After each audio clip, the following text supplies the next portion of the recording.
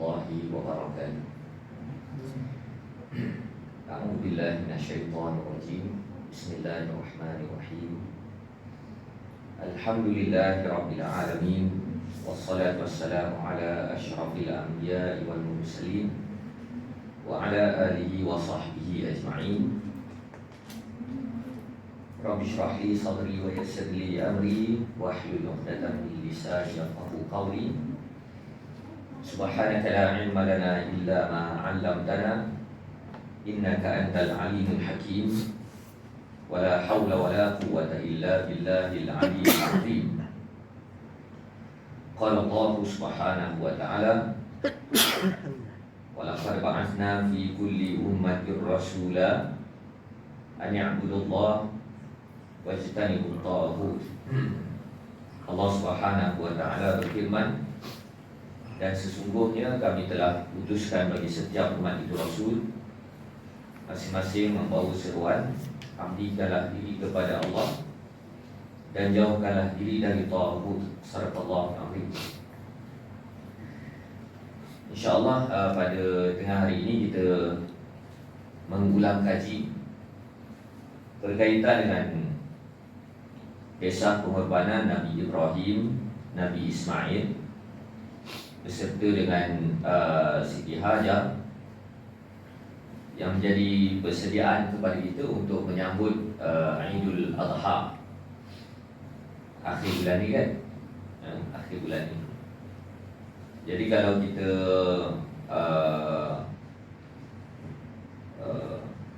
melihat kembali, terdapat banyak pengajaran di sebalik perayaan Idul Adha ataupun Idul Akbar.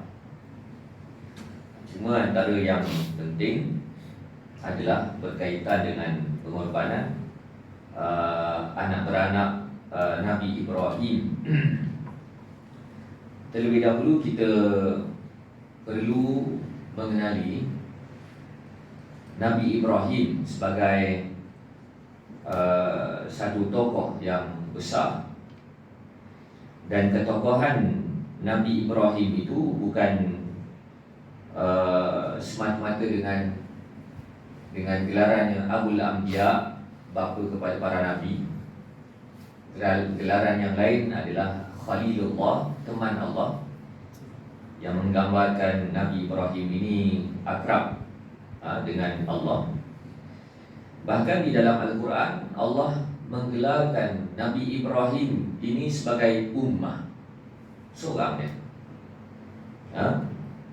Seorang dia itu Allah gelarkan ummah.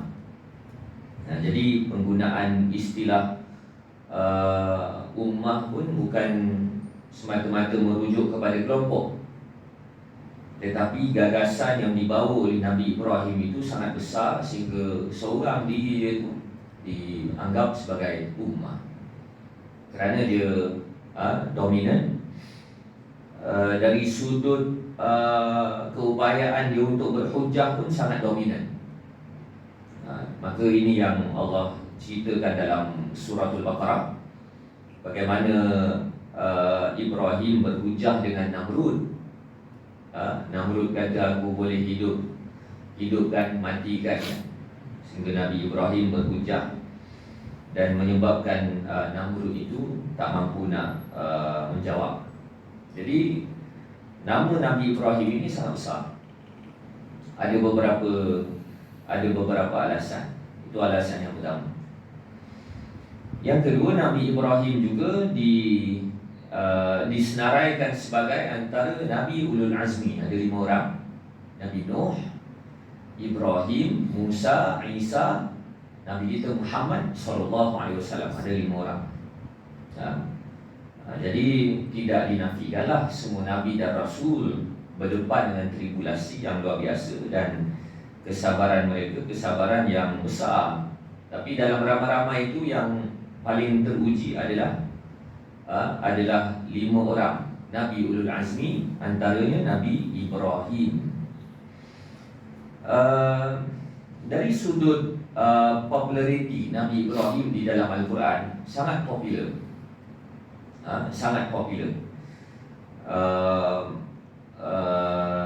kalau kita hitung nama Nabi Ibrahim disebutkan di dalam Al-Quran, nama itu sebanyak 69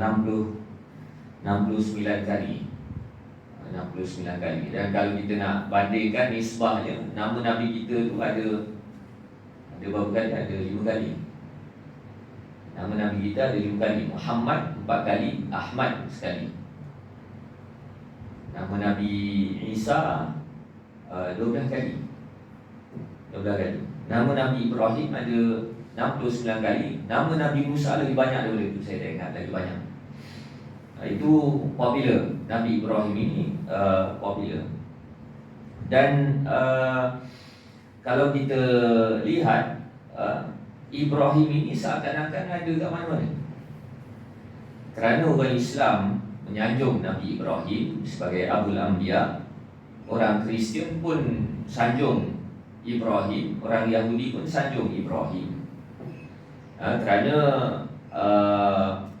Nabi Ibrahim ini keluar daripadanya zuriat, dan daripada zuriat itu mengimplikasikan penyelewengan terhadap agama Islam, dan akhir sekali memunculkan agama baru, agama Yahudi dan agama Kristian. Maka sebab itu Barat suka untuk mengistilahkan Abrahamic religion, agama Ibrahim, yang kemudian disambut oleh orang Islam dengan kononnya konsep agama langit. Agama langit. Kononnya agama Islam, Kristian, Yahudi itu datang daripada keluarga yang sama, keluarga Ibrahim.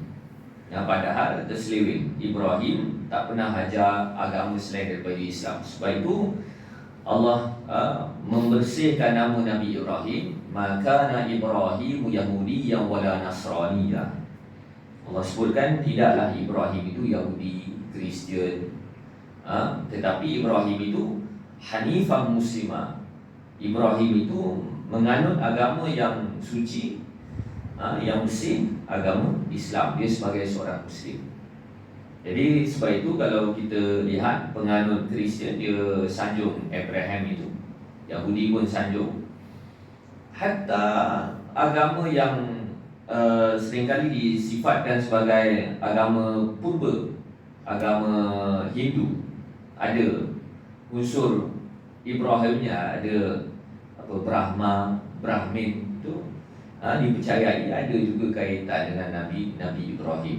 Cuma dakwaan-dakwaan yang ada tu, yang satu-satunya, yang original dakwaannya adalah kita lah, orang Islam. Sebab Nabi Ibrahim tu dia Islam. Sebagaimana para Nabi dan Rasul, dia tak menganut agama lain selain daripada agama Islam. Baik, dari sudut fasa perjalanan hidup Nabi Ibrahim, dia secara umumnya dia berasal dari Iraq. Dia berasal dari Iraq. Ketika itu dikuasai oleh Namrud, Empire Babylon ketika itu. Dalam Al-Quran ada disebutkan kalimah Babylon, Bibabil Harut wa Marut. Allah ceritakan berkaitan dengan malaikat yang turun di bumi Babylon, Babil, Babylon. Dan di Iraq itulah Nabi Ibrahim berdakwah berdepan dengan penganut penyembah berhala. Dan di situlah Nabi Ibrahim cuba dibunuh dengan cara dibakar, dilastik, dicampak ke api, dan ternyata Nabi Ibrahim selamat. Dan selepas daripada itu Allah perintahkan Nabi Ibrahim supaya keluar daripada Iraq. Tak guna, sebab Allah dah khabarkan kepada Nabi Ibrahim, orang Iraq ni degil, tak boleh buang masa lah, dakwah pergi tempat lain lah. Maka sebab itu Nabi Ibrahim keluar dari Iraq, pergi ke Baitul Maqdis. Jadi Iraq ni lain macam sikit. Sehingga ini dianggap sebagai tempat konflik, tempat orang yang degil, okay. Dan ada juga yang mengatakan kesan daripada orang-orang Iraq mengkhianati Sayyidina Ali, mengkhianati Sayyidina Husin, menyebabkan Iraq sampai sekarang lagu kacau bilau. Dan disebabkan itu, bila para sahabat dan ulama tabi'in, bila mereka dengar soalan daripada orang Iraq, mereka akan berhati-hati nak jawab. Mereka akan berhati-hati nak jawab. Ini kita boleh lihat antaranya Ibnu Mas'ud itu sendiri, Ibnu Umar dan Imam Malik, bila dengar ni datang daripada mana? Datang dari Iraq. Kan ada orang Iraq tanya pada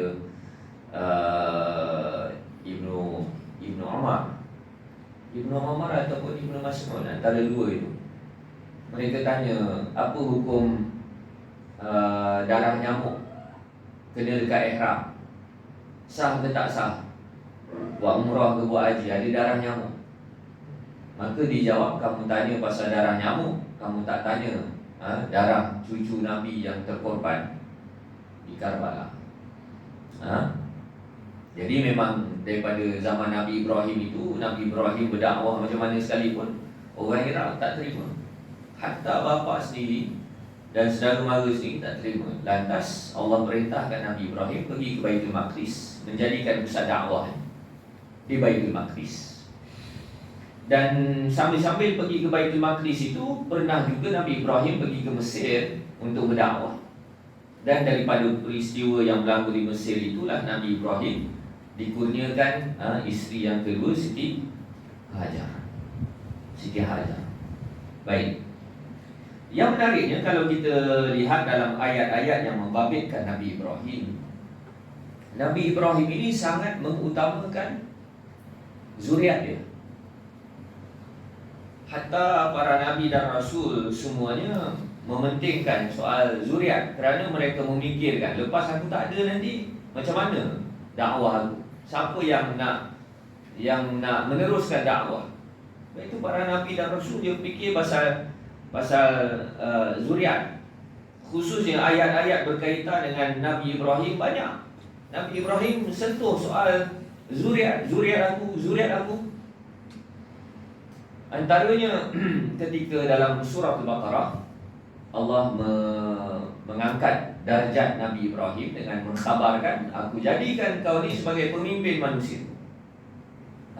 Keunggulan kau ni lain daripada orang lain. Allah katakan, inni ja'iluka linnasi imama. Aku jadikan engkau ni bagi manusia, engkau ni sebagai imam. Orang turut apa yang kau buat. Kalau kita jadi Nabi Ibrahim, bila dapat kelebihan jatuh, kita rasa okey kan? Tapi Nabi Ibrahim tanya, wa min zurriyati, bagaimana dengan zuriat? Dan daripada zuriat aku dapat tak kelebihan-kelebihan ni? Dapat tak kelebihan ni? Allah katakan, la yanalu ahdi zalimin. Janji yang aku sediakan ni, kelebihan yang aku sediakan ni tidak akan dicapai oleh orang-orang yang zalim. Maksudnya apa? Maksudnya keturunan engkau memang bagus, keturunan kau pun memang bagus, tapi ada yang tak bagus.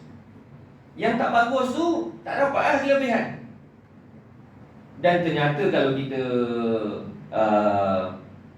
baca ayat Al-Quran berkaitan dengan Bani Israel yang buat masalah, yang degil, itu keturunan Nabi Ibrahim dari jalur anaknya Ishak. Jadi dalam konteks cerita Nabi Ibrahim ini juga menjelaskan kepada kita bahawa sebenarnya keturunan itu bukan satu jaminan. Keturunan bukan satu jaminan. Dan hari ini pun kita lihat iliman-iliman Syiah ataupun Tasyayyuh itu seakan-akan diprogramkan ke atas masyarakat kita. Bila keturunan Nabi, habis dia confirm betul. Bila keturunan Nabi tu, akhir sekali menggambarkan agama Islam ni agama kasta.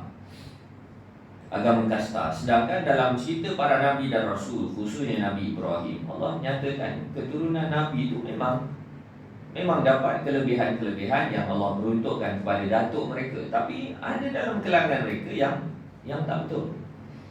Termasuklah keturunan Nabi kita Muhammad sallallahu alaihi wasallam. Memang ada hadis yang Nabi katakan, aku tinggalkan kepada kamu kitabullah dan itrati, kaum kerabat aku. Memang ada Nabi sebut. Tetapi Nabi juga ada sebut bencana ke atas umat aku ini akan datang antaranya daripada keturunan aku sendiri. Ini ada hadis yang agak panjang yang Nabi sebutkan berkaitan dengan fitnatus sarra, fitnah kesenangan yang sentiasa melekat dengan umat Islam. Nabi katakan dakhaluha min tahti qadamai rajulun min ahli baiti. Asapnya datang daripada dua tapak kaki ahli bait aku, keluarga aku. Dia dakwa dia bawa ajaran aku, padahal aku bukan daripada dia. Dia bukan daripada aku. Nabi tak mengakulah, maksudnya dari sudut keturunan dia keturunan, tapi dari sudut ajaran tak, itu bukan bawa aspirasi aku. Itu maksud Nabi. Ya, hadis itu ada. Jadi kita perlu faham, kita sebagai ahli sunnah wal jamaah melihat keturunan Nabi itu memang ada kemuliaannya, tetapi terbatas pada yang berpegang dengan ajaran yang benar, sementara ajaran yang tak benar itu terlepas daripada kelebihan-kelebihan yang kita faham. Baik. Jadi kadang orang kata kena muliakan keturunan Nabi. Ya, memang kena muliakan keturunan Nabi, sebagaimana kena muliakan orang biasa. Orang biasa yang soleh, yang baik pun kena muliakan, bukan keturunan Nabi je. Kadang-kadang orang duk faham, keturunan Nabi kena muliakan, dengan orang biasa ni boleh buat lebih kurang. Padahal masing-masing ada kemuliaan di sisi Allah Subhanahu Wa Taala. Baik.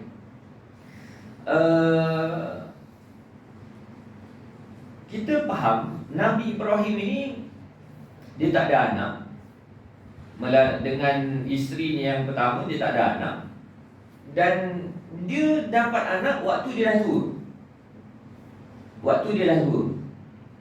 Dan kita perlu faham keadaan Nabi Ibrahim yang dapat anak waktu tua ni beza dengan kita yang dapat anak waktu umur 20-an, 30-an. Beza, kan? Penyayang orang tua ni lain, belas ihsan orang tua ni lain, tak sampai hati orang tua ni lain. Kalau yang muda ni dia tak adalah memanjakan anak sangat waktu muda-muda ni, kan? Sebab itu selalu kita dengar orang waktu muda bukan main garang, waktu tua bukan main dengan cucunya. Jadi seakan-akan keadaan Nabi Ibrahim ini, umur dah jadi atuk dah ni, baru dapat anak. Jadi saya terbaca ada orang komen, selalu orang menggambarkan betapa sedihnya Siti Hajar jaga anak seorang-seorang. Tapi orang tertinggal untuk memikirkan macam mana kesedihan Nabi Ibrahim tinggalkan anak, sedangkan dia tu tua. Orang tua ni dengan baby lain macam. Dan keadaan Nabi Ibrahim ini tidak ditakdirkan oleh Allah untuk bermesra dengan satu-satunya anak dia waktu tu. Kerana Allah perintahkan ketika Siti Hajar syarat mengandung, Allah perintahkan Nabi Ibrahim supaya tinggalkan Siti Hajar di Makkah. Ketika itu dinamakan sebagai lembah Bakkah yang kering kontang, di wadin ghairi zi zar'in. Allah sebutkan dalam Quran, di lembah yang kering kontang, yang tidak ada sebarang tanaman, sebarang tumbuhan, tidak ada elemen kehidupan, tidak ada di situ. Jadi Nabi Ibrahim tinggalkan Siti Hajar dalam keadaan seorang-seorang, tak ada apa benda. Ada hadis yang diriwayatkan oleh Bukhari dan Muslim. Siti Hajar bertanya kepada suaminya Ibrahim, bila Nabi Ibrahim nak tinggalkan Siti Hajar. Siti Hajar tanya, kau nak di mana? Aina tadhhab? Ya. Wa tatrukuna fi wadin, kamu nak pergi mana? Kamu tinggalkan kami di lembah yang tak ada anisun wala syai', tak ada sebarang manusia, tak ada sebarang benda. Seakan-akan tidak bertanggungjawab. Dan bila ditanya begitu, Nabi Ibrahim tak jawab. Ditanya beberapa kali, barulah Siti Hajar terlintas nak tanya, Allah ya'muruka bihadza? Apakah Allah yang perintahkan kamu dengan perintah ini? Allah ke yang perintahkan? Nabi Ibrahim jawab sepatah saja, na'am, ya. Lepas dengar jawapan daripada Nabi Ibrahim itu, Siti Hajar terus berkata, idzan la yudayyi'una. Kalau gitu Allah takkan membiarkan kami. Jadi kalau kita faham betul-betul cerita pengorbanan Nabi Ibrahim, Siti Hajar, Nabi Ismail ini, mereka berkorban bukan dalam erti saya nak berkorban, bukan begitu. Tetapi pengorbanan itu terhasil daripada kepercayaan, keyakinan, iman bahawasanya Allah itu merupakan Tuhan yang maha bertanggungjawab terhadap perintahnya. Allah bukan Tuhan yang tak bertanggungjawab, seakan-akan pandai keluarkan perintah je, lepas ni nasib kau pandai-pandailah. Allah bukan begitu. Tetapi keyakinan yang ada pada Siti Hajar, idzan la yudayyi'una, maksudnya kalau Allah dah suruh tinggalkan, Allah takkan tinggalkan kami, biarkan kami. Berserta dengan perintah Allah itu ada jaminan. Ada jaminan, ada insurans kan, ada takaful. Jadi ternyata daripada pelaksanaan perintah itu, rupa-rupanya Allah nak kurniakan kepada mereka telaga Zamzam kan? Daripada telaga Zamzam itulah yang menjadi sumber kehidupan dan menjadi faktor utama terbentuknya kota Makkah. Yang ketika itu Kaabah tak ada lagi, telaga Zamzam ada dulu. Telaga Zamzam yang muncul dulu. Jadi ini diperbahaskan oleh para ulama, khususnya dalam perbahasan maqasidus syariah, yang terkait dengan konsep hikmah di sebalik pelaksanaan perintah Allah. Ada perintah Allah itu yang kita tahu apa manfaatnya, apa kelebihannya. Yang perintah seumpama itu senang untuk kita buat. Sebab itu orang senang berpuasa, betul tak? Sebab berpuasa ni kita tahu apa hikmahnya. Orang kafir pun tahu. Atau orang kafir pun cuba nak berpuasa, betul tak? Sebab puasa ni senang. Senang kan? Mula-mula susah, tu senang dah. Lepas tu nak mula puasa 6 tu susah balik kan? Puasa ni senang sebab hikmahnya jelas, membersihkan perut lah, dari sudut kesihatan lah khususnya. Sebab tu orang kafir pun dia nak puasa. Tapi yang menjadi ujian adalah disuruh buat satu syariat yang kita tak tahu apa kelebihannya, apa manfaatnya, tapi disuruh buat. Jadi antaranya Rashid Redha dalam tafsir Al-Manar menjelaskan ada syariat yang kita tahu apa hikmahnya, senang buat. Tapi ada syariat yang kita tak tahu hikmahnya, kena buat dulu, lepas buat baru tahu. Jadi seumpama cerita Nabi Ibrahim, Siti Hajar, masing-masing tak tahu kena tinggal ni untuk apa manfaatnya. Tapi lepas tinggal melaksanakan perintah Allah itu, baru mereka tahu, oh Allah nak bagi telaga Zamzam. Allah nak bagi telaga Zamzam.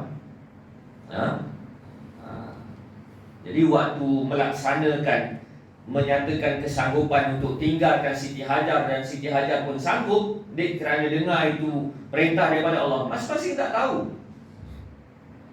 Tapi lepas buat baru tahu. Jadi ada syariat Islam ini yang kena buat dulu baru tahu. Selagi belum buat tak tahu, kena buat dulu. Sebagaimana cerita pengorbanan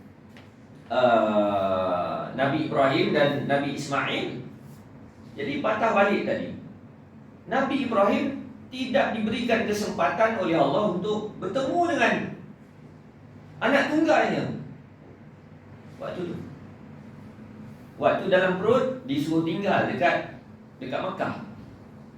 Kemudian ada dalam hadis yang diriwayatkan oleh Bukhari, terdapat dua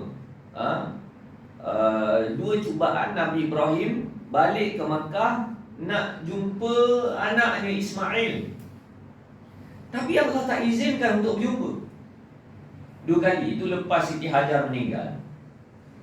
Jadi ada hadis yang agak panjang diceritakan Nabi Ibrahim balik ke Mekah, sebab dia kawasan dakwah dia dekat Baitul Maqdis, kan?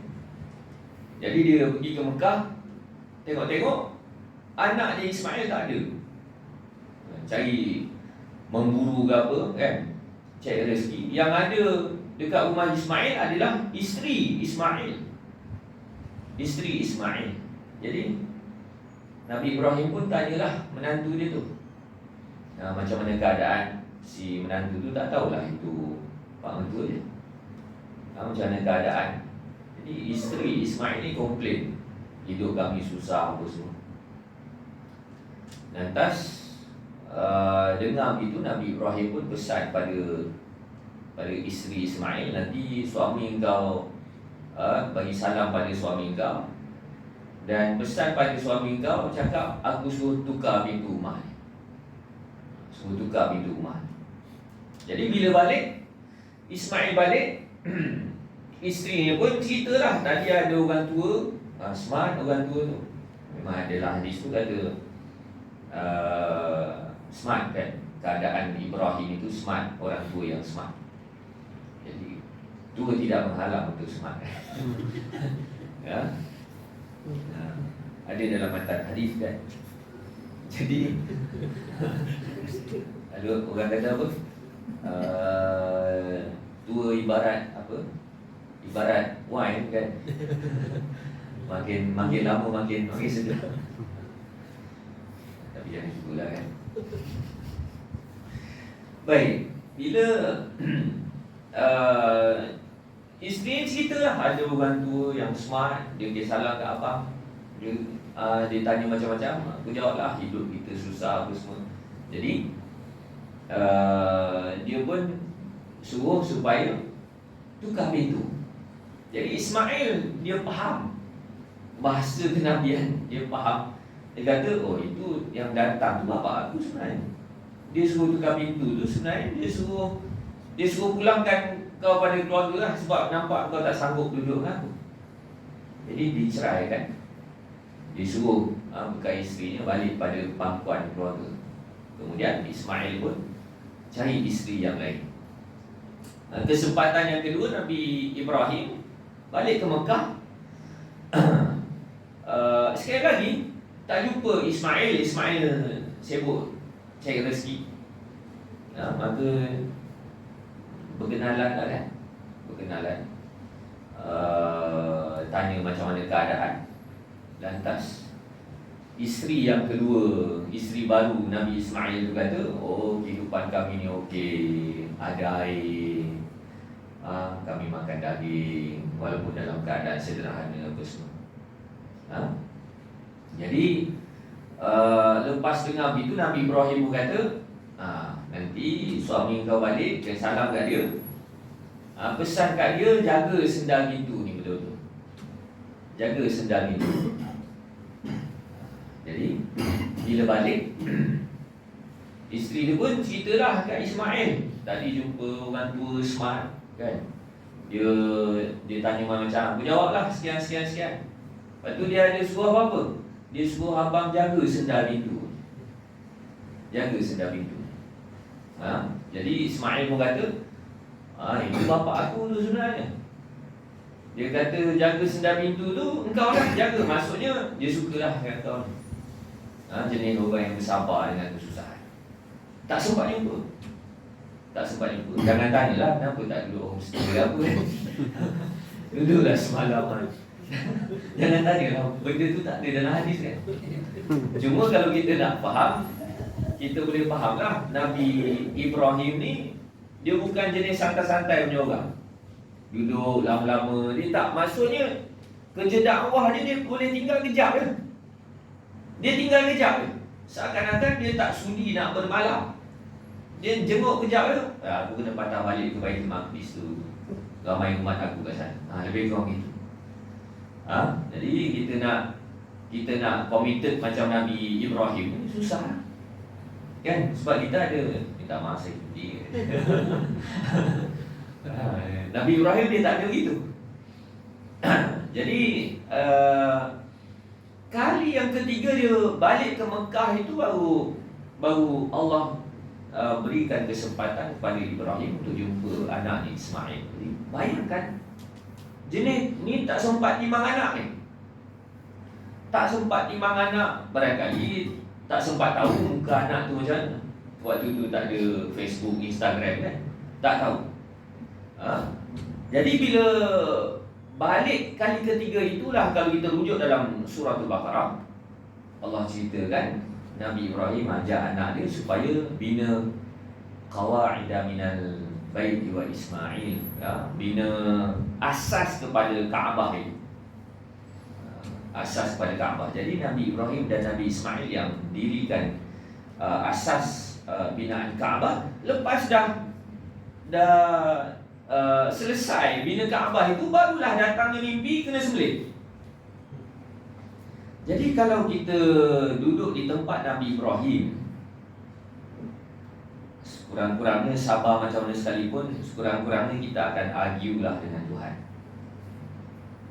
Aku ni susah dapat anak. Dah tua baru dapat anak. Dah dapat anak, tak sempat jumpa. Suruh tinggal kat Mekah. Aku kena kerja kat Baitul Maqdis. Bila dah lahir, tak jumpa. Aku try 2 kali, tak jumpa. Tak boleh jumpa. Bila jumpa, suruh sembelih pula. Seakan-akan Allah, kau nak apa sebenarnya? Kau nak apa sebenarnya? Kau nak uji macam mana? Sebab itu padanlah Nabi Ibrahim ni ulul azmi. Kerana yang pastinya pertarungan emosi tu luar biasa.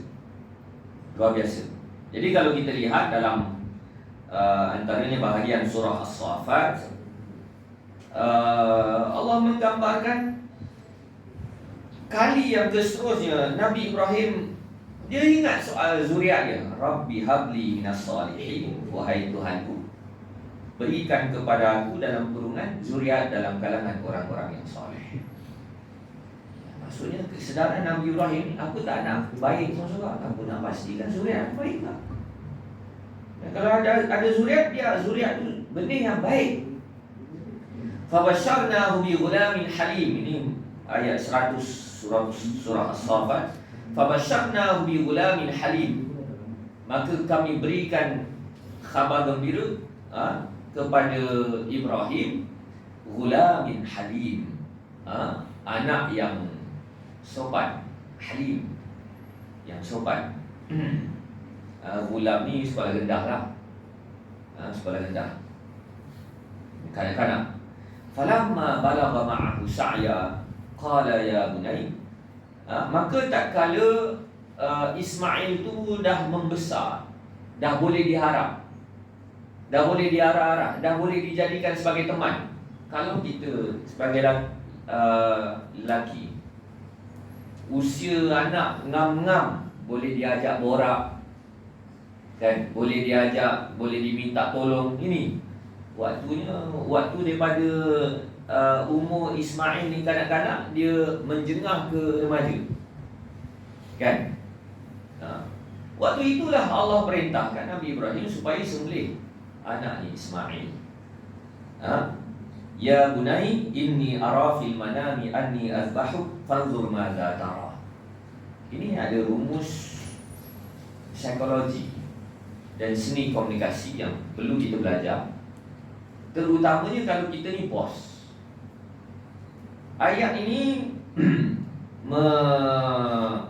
mengajar kita supaya jangan jadi bosi.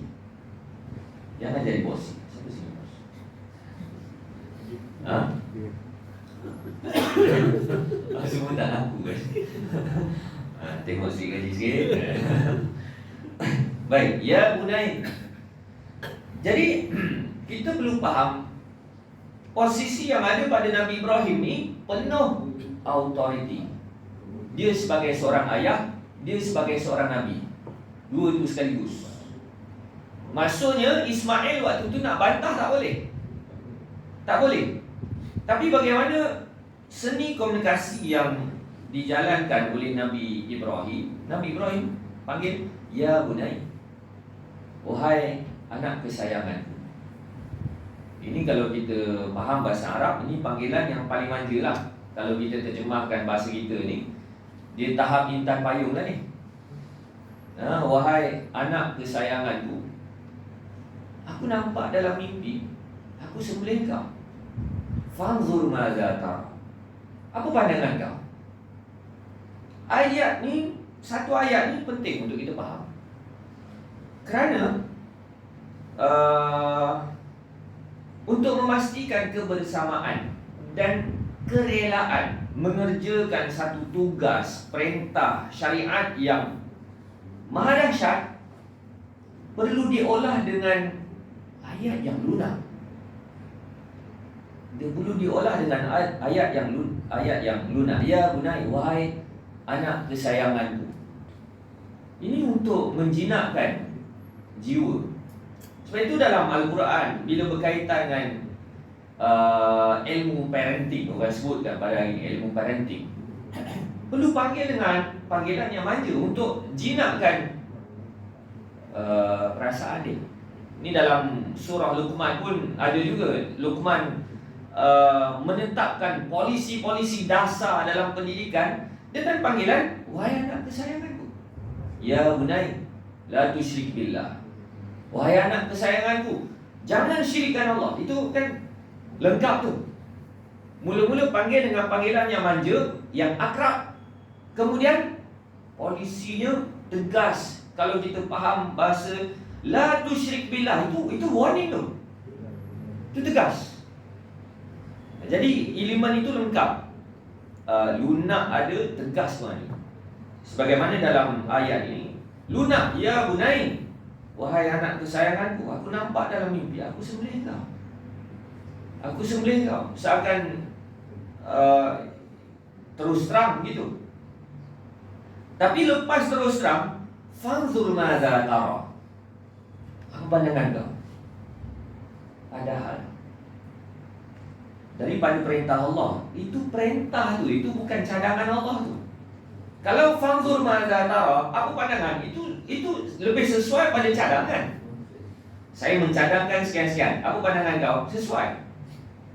Tapi Allah tu Tuhan, dia tak bagi cadangan, dia bagi perintah. Bila bagi perintah, apa relevannya Nabi Ibrahim sebut fanzur madza tara? Apa pandangan kau? Padahal kalau Nabi Ismail tak setuju waktu dulu, dia tak boleh mengubah perintah. Kau setuju ke tak setuju, kau kena sembelih. Kan? Kau kena sembelih. Bukan ada kata dua ke apa. Ni perintah Allah, ni bukan cadangan Allah. Allah tak layak bagi cadangan. Kalau Allah tu bagi cadangan, tak jadi Tuhan lah dia. Jadi bos. Kan? Jadi ini kita belajar sesuatu.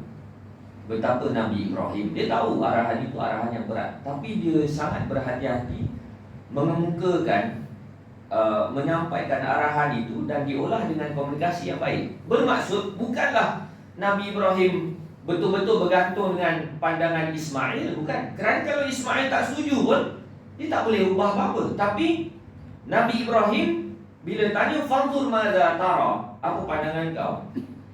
Maksudnya kalau kau tak setuju, aku boleh pujuk. Kalau kau tak faham, aku boleh fahamkan. Kalau kau keliru, aku boleh luruskan. Aku sanggup jadi tukang faham, tukang pujuk. Padahal kalau nak bersikap bos, Nabi Ibrahim boleh je kata, Allah suruh aku sembelih kau, kau jangan banyak cakap. Kau mari duduk. Nabi Ibrahim boleh buat itu. Tapi Nabi Ibrahim tak buat begitu. Hasil daripada komunikasi yang baik, Nabi Ismail jawab apa? Ya abati fa'al ma tu'mar.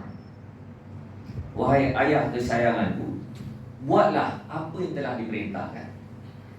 Kalau kita tak rujuk tafsir, kita baca terjemahan macam biasa je ayat ni. Tapi ayat ni luar biasa. Kerana yang mimpi tu adalah bapa dia.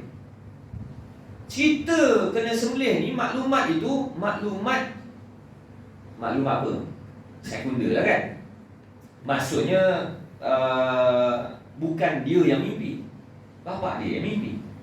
Dia betul-betul bergantung dengan kepercayaan terhadap bapa dia. Kalau bukan dia yang mimpi, bukan dia yang menyaksikan mimpi arahan itu, seharusnya ayat ya abati fa'al bima tu'mar. Wahai ayah kesayanganku, buatlah dengan apa yang kau mimpi, dengan apa yang kau alami, dengan apa yang kau faham daripada mimpi itu, apa yang diperintahkan kau buatlah. Bima tu'mar. Tapi ayat Nabi Ismail, ya abati fa'al ma tu'mar, dia tidak ada bi, dengan. Wahai ayah kesayanganku, buat apa yang dialami. Ini ditafsirkan antaranya oleh Syekh Al-Qardawi. Ayat ini menggambarkan bukan sekadar Nabi Ibrahim yang dapat mimpi itu, Nabi Ismail pun menyaksikan mimpi itu. Dia ada kebersamaan yang terhasil daripada komunikasi yang baik. Maksudnya arahan ini bukan ayah je yang faham, saya pun faham. Bukan ayah je mimpi, seakan-akan saya pun mengalami mimpi yang sama. Kebersamaan yang baik disebabkan komunikasi yang baik. Sebab itu kalau kita nak jadi bos yang baik, kita tak boleh autokratik. Kerana kalau kita bersikap autokratik, kita tak akan dapat nilai kebersamaan. Tak akan dapat. Kalau jenis jangan banyak tanya, jangan banyak cakap, kan? Ini arahan, kan? Kalau kita sentiasa buat sikap macam tu, orang boleh ikut kita, tapi orang ikut kita dalam keadaan terpaksa. Dan bila keterpaksaan itu berlaku, kualiti akan out. Jadi Nabi Ismail pun kata, satajiduni insyaAllah minas sabirin. Kau akan dapat diampuni insyaAllah dalam kalangan orang-orang yang bersabar. Baik, panjang lagi sebenarnya, nanti nak kerja pula. Jadi rasa sekarang itu sahaja. Mudah-mudahan Allah kurniakan kepada kita ilmu yang berkat. Wallahu a'lam. Assalamualaikum warahmatullahi wabarakatuh.